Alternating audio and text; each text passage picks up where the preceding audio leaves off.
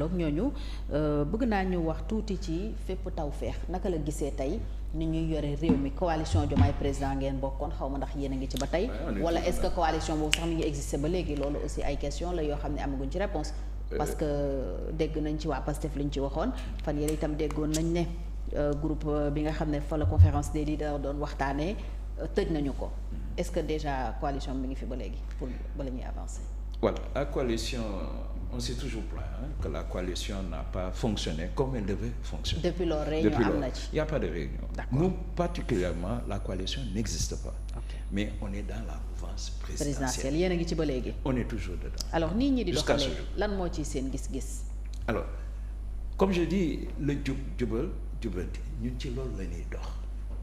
Il est évident que parfois il y a une partie, ils énoncent des choses, ils ne le font pas.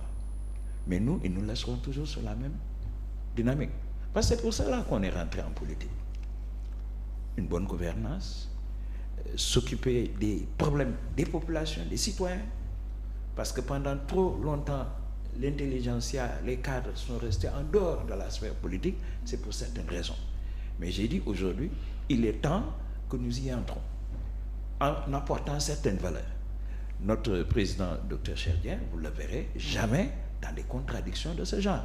Et même pendant les législatives, juste avant les législatives, dans la position du parti par rapport aux législatives, on a une certaine démocratie. On est allé toujours dans la cohérence. Parce qu'il y a des choses, il ne faut pas... Moi, je vois très souvent, beaucoup de politiciens, on les ramène avec la barre. Nous, on ne ramènera jamais avec la barre. Parce que les décisions, on ne s'enferme pas dans une chambre pour prendre une décision. C'est une décision collective. Voilà. Parfois, Boguissé président, très souvent, il a des idées, il a des choses, mais il écoute sa base. Alors, parti ngeen boo xam ne da ngeen di daje régulièrement. Régulièrement. Ban gis-gis ngeen am tey ci tolluwaay réew mi après 9 mois, plus de 9 mois au pouvoir bu ngeen ànd ak Pastef géré. Voilà. Donc, ce que nous nous wax jox nañ leen lépp. On a tout donné parce qu'on ne voulait pas que ëllëg ñu toog ne defuñu lii ndax on leur a tout donné. Maintenant, ça fait presque 9 mois.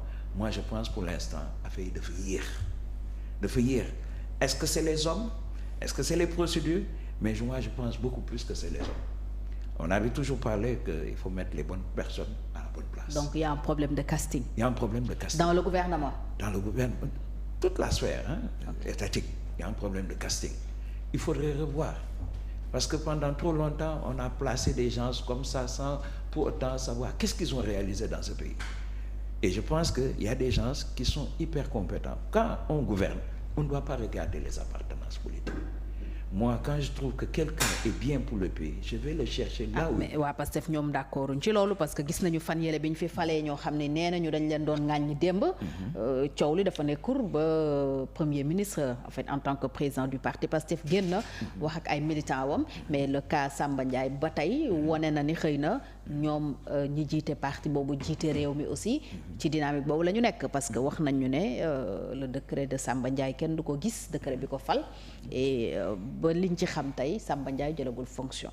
Oui, ça j'ai appris que jusqu'à présent jëlul fonction mais ça remet beaucoup de choses en cause parce que c'est une coalition qui est allée au présidentiel et qui a gagné. C'est pas une question de parti. Moi je pense que le président Diomaye Faye devait être assez libre pour pouvoir choisir les personnes qui vont animer le projet qu'ils ont mis en place. Kon tey amul liberté boobu. En tant que président de la République. C'est très difficile parce que chaque fois que vous nommez quelqu'un nga gis ci réseaux sociaux yi nga gis militants yi ku nekk di ci wax. Donc finalement tu ne gères pas le pays comme tu aurais aimé le faire. Tu tiens compte de ces militants qui ont participé à ce projet et c'est ça qui est dangereux. Les jeunes aujourd'hui ils ont beaucoup d'attentes qui ne sont non satisfaites. Et si vous regardez tous les problèmes actuellement, ça tourne autour des jeunes. Affaire des Jakarta, affaire de l'immigration, tout c'est les jeunes. Parce que c'est cette masse-là qu'il faudra essayer de calmer, à défaut de leur donner ce que vous leur avez promis.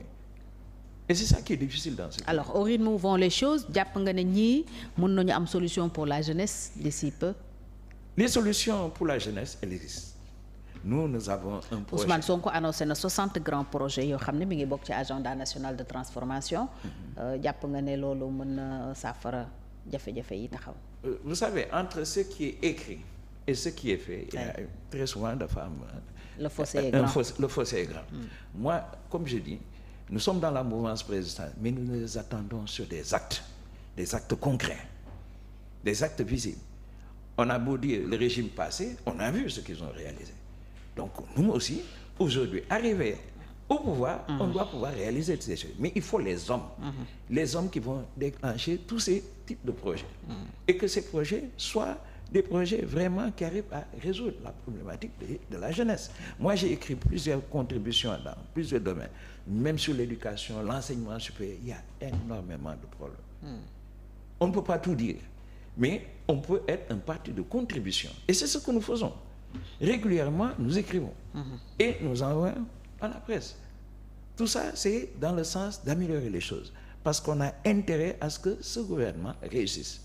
Et c'est pour cela que nous aurons toujours une posture républicaine qui consiste, chaque fois que nous verrons qu'il y a quelque chose qui ne va pas, on nous entend. On produit régulièrement des communiqués du bureau politique. On discute sur toutes les problématiques du pays, régulièrement. Alors, après 9 mois d'exercice du pouvoir, mën nañu considérer, selon le résultat actuel, que le gouvernement n'est pas compétent? On ne dira pas tout que le gouvernement n'est pas compétent, mais nous n'avons pas la Dream Team, c'est-à-dire l'équipe de rêve qu'on attend. Vous savez, très souvent, sur le plan politique, ça est bien nommé, on tient compte des problèmes ethniques, régionalistes, religieux, etc. Ça ne va jamais donner la véritable Dream Team. Mais aujourd'hui, il y a des gens hyper compétents. Moi, même s'il faut les chercher dans l'opposition, il faut aller les chercher là-bas. Parce que le pays a besoin d'abord d'une personne qui dirige la politique gouvernementale, mais aller chercher les bonnes personnes là où ils se trouvent, quelle que soit leur couleur politique. C'est dans l'intérêt du pays. Moi, il y a des personnes, chaque fois que je vois, ils sont là dans l'opposition, alors qu'ils ont des réseaux qui peuvent améliorer les choses. Le gouvernement qui est là, d'accord, on a mis des hommes, mais est-ce qu'ils ont cette capacité? Ils sont assez réseautés pour pouvoir attirer tous ces bailleurs de fonds, tous ces financements et consorts, et donner une certaine attractivité à ce pays qu'est le Sénégal, notre cher pays. Yaakaaroo ko. Alors Adama, ñu avancé wax ci mbiram Amadou Ba, Mamour Diallo, Tahirou Sarr ak Birima Mangara, ndax am na dossier yoo xam ne mbiram suuf la soxal, expropriation titre foncier numéro 5058 NGA, 13833 NGA ak 1838 NGA yoo xam ne dafa aussi am coowal indemnisation gu ci nekk. Alors réquisitoire supplétif le parquet def daal di relancer dossier boobu, sàkku nag ci juge deuxième cabinet d'instruction mu def sous mandat de dépôt Tahirou Sarr, lancer aussi mandat d'arrêt international contre